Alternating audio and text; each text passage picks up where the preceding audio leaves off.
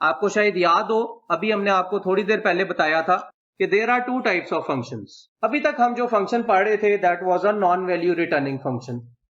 This is the very first time that we would be looking at a value returning function. देखिए, value returning functions जो है वो बिल्कुल non value returning functions की तरह ही होते हैं। द ओनली डिफरेंस इज कि at the end of the program, यानी कि जब आप अपने प्रोग्राम का फ्लो जो है वो उस फंक्शन को वापस करना चाह रहे होते हैं जिसने उसको कॉल किया है, आप एक वैल्यू रिटर्न करवा देते हैं। That's the only difference. तो अगर हम चाहें तो हमारा वो वाला जो इनिशियल फंक्शन जो कि नॉन वैल्यू रिटर्निंग फंक्शन था, which was taking no input parameters, हम वहां पे यूजर से इनपुट लेके जो सम की वैल्यू है वो मेन को रिटर्न करवा सकते हैं। We can do that. How is that possible? Well, the syntax remains the same. The only difference between the value returning functions and non-value returning functions is कि आप value returning functions के against यहाँ पे कोई ना कोई return type देंगे as the actual data type, और आप वही data type return करवा रहे होंगे। So अगर आपके पास यहाँ पे return type है let's say integer, तो जो आप value return करा रहे होंगे वो होगी integer type की। अगर लेट से आपके पास डेटा टाइप रिटर्न टाइप के अंदर पड़ी हुई है कैरेक्टर, तो जो आप रिटर्न करा रहे होंगे that would be a character value.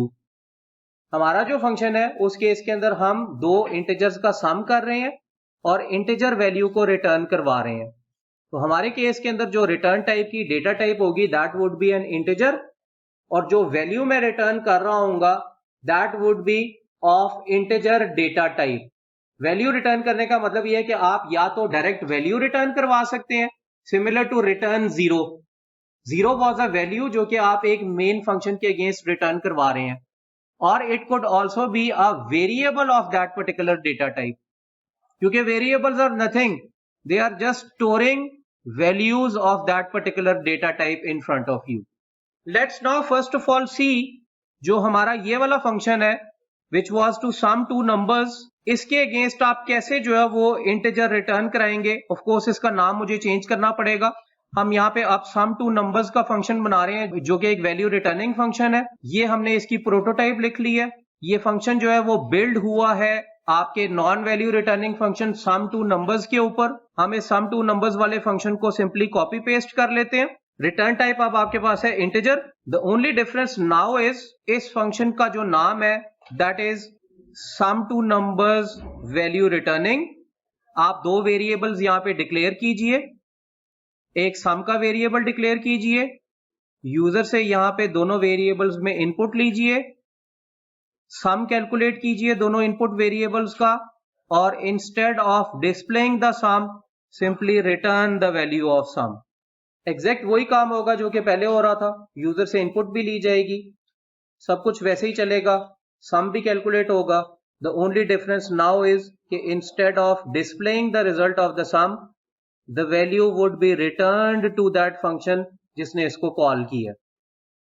Calling की बात अगर करें तो इस फंक्शन को कॉल करने के भी दो तरीके होंगे। हम आपको दोनों तरीके वन बाय वन दिखाएंगे। There are two ways to call functions जो कि वैल्यू रिटर्निंग होते हैं। पहला तरीका यह है कि आप सी आउट के अंदर इनको कॉल कर लें। सी आउट की स्टेटमेंट के बाद फंक्शन का नाम लिखेंगे, ब्रैकेट में उसके पैरामीटर्स जो कि एक्चुअल पैरामीटर्स है वो पास करेंगे। Now you know the difference between the actual and formal parameters, and that's it. For example cout के एंड पे आप एंड अगर लिखना चाहें या कोई और सी out statement sum equals to something अगर यहाँ पे लिखना चाहें वो तो आप यहाँ पे लिख ही सकते हैं। बट ये एक बड़ा स्ट्रेट अवे तरीका है to call your value returning functions directly in your C out statement. That is के सी आउट स्टेटमेंट के फौरन बाद फंक्शन का नाम लिखें और ब्रैकेट में आपके जितने भी एक्चुअल पैरामीटर्स हैं वो पास करवा दें। And the second way is like this. आप कोई एक वेरिएबल डिक्लेयर करें, फंक्शन का नाम लिखें और ब्रैकेट के अंदर आप अपने पैरामीटर्स की लिस्ट दे दीजिए। सिर्फ एक बात का ख्याल रखना है कि जो आपके फंक्शन की रिटर्न टाइप की डेटा टाइप है, सो फॉर एग्जांपल अगर आपका फंक्शन जो है वो इंटीजर को रिटर्न कर रहा है तो आपका वेरिएबल जो आप यहाँ पे डिफाइन करेंगे वो भी इंटीजर टाइप का ही होगा। अगर राइट साइड से आपको वैल्यू रिटर्न होके मिल रही है सपोज करें कैरेक्टर टाइप की, तो लेफ्ट साइड के ऊपर आप जो वेरिएबल की डेटा टाइप लेंगे वो लेंगे कैरेक्टर टाइप की। हम आपको सबसे पहले पहला तरीका दिखा देते हैं, which is this one. Sum two numbers returning values के फंक्शन को हम डायरेक्ट सी आउट के अंदर कॉल करते हैं, since there are no parameters over here, and of course I can add statement such as endl, and I can also add statement such as sum equals to directly over here. देखें, rules of programming remain the same. या वो आप अभी भी जो है वो सी out statement को वैसे ही लिख सकते हैं. The only difference now is कि आपका ये सम टू नंबर्स वैल्यू रिटर्निंग जो भी वैल्यू रिटर्न करके दे रहा होगा. सो फॉर एग्जांपल अगर हम यहाँ पे नंबर 1 के अगेंस्ट इनपुट देते हैं, सपोज करें 5, नंबर 2 के अगेंस्ट इनपुट देते हैं, सपोज करें 9, तो जो वैल्यू आपको रिटर्न होके मिल रही होगी वो होगी क्या? 14 होगा. क्या सिंपली आप यहाँ पे 14 को डिस्प्ले कर रहे होंगे. सम टू नंबर्स वैल्यू रिटर्निंग आपको वैल्यू रिटर्न करके दे रहा होगा 14. प्रोग्राम को चलाते हैं तो अब आप ये देखेंगे कि द प्रोग्राम वर्क्स.